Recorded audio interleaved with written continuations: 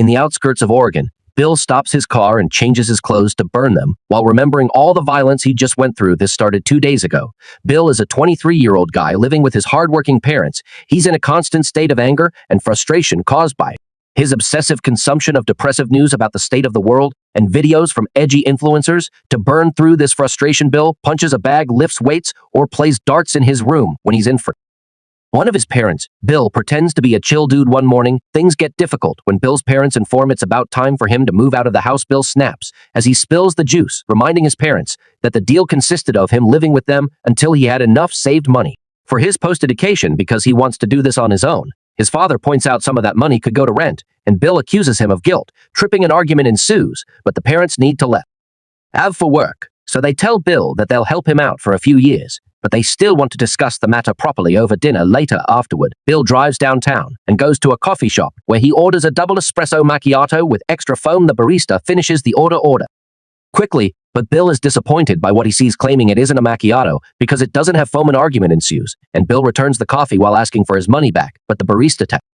thinks he's an idiot and refuses to return the money. Bill storms off, only to return a second later and take some stuff from the counter before leaving again, so the barista uses the chance to throw a roll at his head. Moments later, Bill is at work in a garage fixing a van. Suddenly his boss shows up and points out his lunchtime is over, so he should be working on cars instead of wasting time on the van. Bill asks him to treat his best worker better and asks for a raise, but his boss tells him off. Bill has no choice but to work with the cars. But first, he leaves a mysterious bag inside the van. After work, Bill meets his only friend, Evan, a rebel influencer who makes videos about opposing social norms and complaining about the system. Even gives Bill 2 packages and asks him to stop sending stuff to his house because his father doesn't like it. He also wants to know what's in the packages, but Bill just says it's a surprise. Then Bill decides they're grabbing a bite at the chicken den, although Evan doesn't approve of the company because he believes in animal rights and orders a salad. Once they have their food, the boys eat while discussing their upcoming paintball game and are interrupted when the employee comes by to pick up the tray. She ends up accidentally spilling their meals on them, and at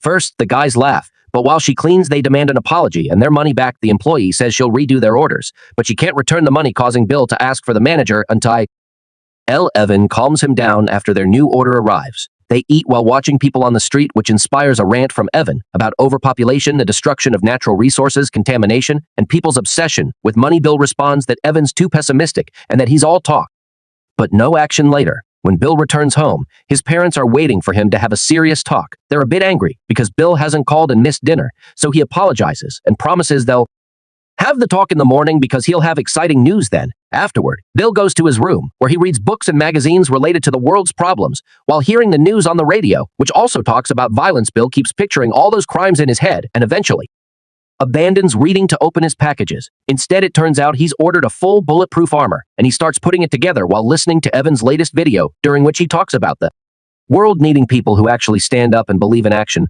Bill makes fun of him, calling him precious, after finishing working on the armor and some wires. Bill also prints a bunch of fake money. Next, he films a video of his own, still making fun of Evan for thinking people are equal and not doing anything. The next morning, Bill works out harder than ever before joining his parents for breakfast.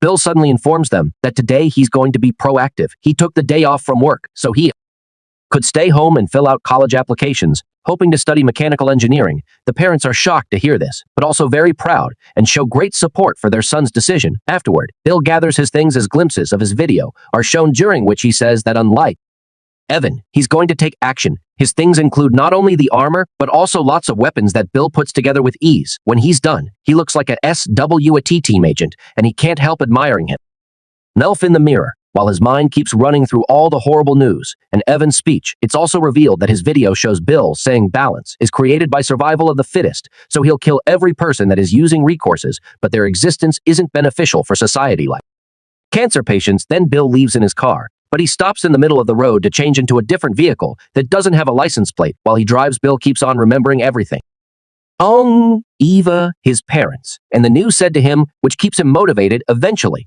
he makes it to the middle of the town where he can see the van he had been working on parked nearby. Using a wireless device, he starts and drives the van, almost hitting people in other cars. In the process, he guides the van toward the police station and makes it crash into the building, destroying the reception and hurting a few officers. The cops that are still standing check the back of the van and are shocked to find A bomb that Bill immediately detonates, causing the whole station to explode. This will keep the cops busy for a while, and Bill can continue with his plan. Next, Bill stops the car on a busy avenue and gets out to shoot at a driver, causing them to crash. Then he starts shooting at random people on the street, which causes major chaos. As everyone screams and runs away, car and shop alarms begin ringing all over the place as Bill continues to kill people, and eventually 2 cops arrive to stop him.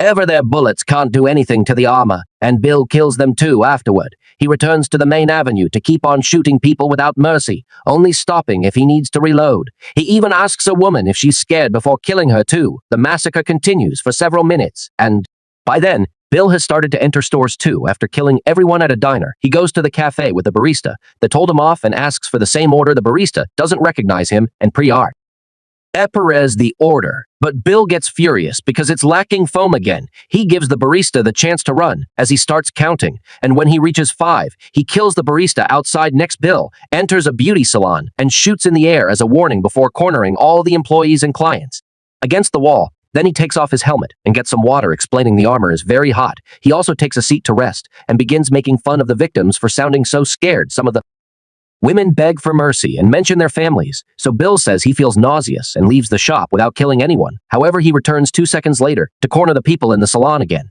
and shoot them all at the same time because they saw his face. Bill's next stop is the bingo, where a bunch of elderly people are too busy playing to pay attention to him. He decides to get some food, and this clerk does notice he's crazy, so he doesn't charge him for it. Bill sits at a table among the old people and takes a bite of his sandwich, but he hates the taste of it. Feeling his anger boiling, Bill approaches the caller and steals the latest number, as he calls it for everyone, but nobody reacts except for the caller, who asks him politely to give the number back. Bill realizes that these people don't need his help because they're pretty much dead already, and leaves afterward. Bill drives to the local bank while listening to the radio, which is already covering all his crimes. Once he makes it to them bank, he parks horribly and immediately opens fire on the upcoming guard before going inside. While he makes everyone back away from the alarms, suddenly an employee jumps on him from behind and makes him fall, but Bill quickly overpowers him and kills him with a knife. People start to panic, so Bill shoots a bunch of them before asking the manager to open the safe. While the manager searches for the key, Bill makes an employee empty the register in a bag next to the manager, pretends he doesn't know the safe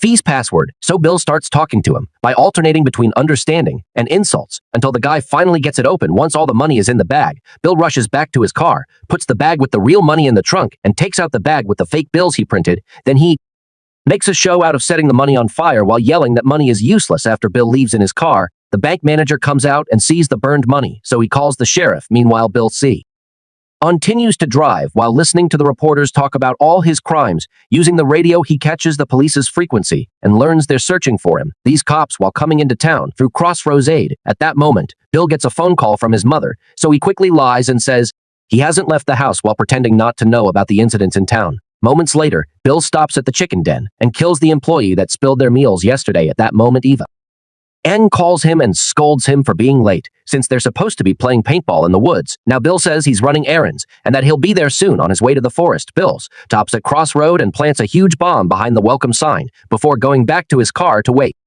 Evan calls him again because he's tired of waiting, but Bill convinces him to wait for him for 10 more minutes, even saying he'll kill him if he doesn't. When the cops finally show up in 2 vehicles, Bill detonates the bomb, and the explosion hits one of the cars, making it flip. The car with the sheriff manages to avoid the explosion, and when Bill sees them coming, he immediately takes off in his car, triggering a chase on the road. They also exchange a few shots, but miss them all, so the sheriff makes the driver bump Bill's car, but he bumps them back, and that's enough for him to speed up, leaving them behind. Moments later, when the sheriff and his officers finally catch up to Bill, he's already left the car with his money bag in hand. He hands behind a fence and warns the officers not to follow him, but when the cops do it anyway and open fire, Bill uses a detonator to blow up his car before running away. The 2 deputies die, but the sheriff is fine and proceeds to enter the forest to look for Bill. It only takes him a few moments to get lost, and when he's distracted, Bill appears behind him and stabs him. The sheriff tries to shoot him, but Bill just pushes him away before leaving him to bleed to death.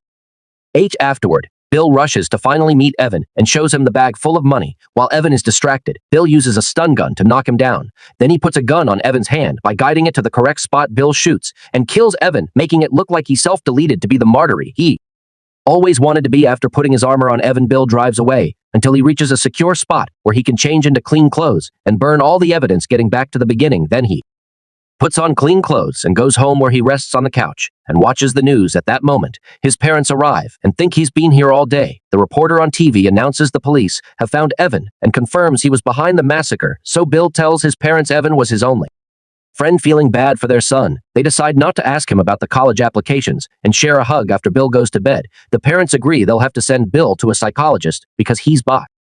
Pulling his grief up in his bedroom, Bill begins packing all the money into a suitcase. While seeing on TV that Evan's father is being arrested, the man used to be a radical protester in the 60s and has always been anti-government, so they suspect he was behind Evan's actions on the screen. Evan's dad screams, "Bill did all this," but nobody believes him, so Bill escaped his home without trouble. 2 years after the massacre, Bill's video appears online.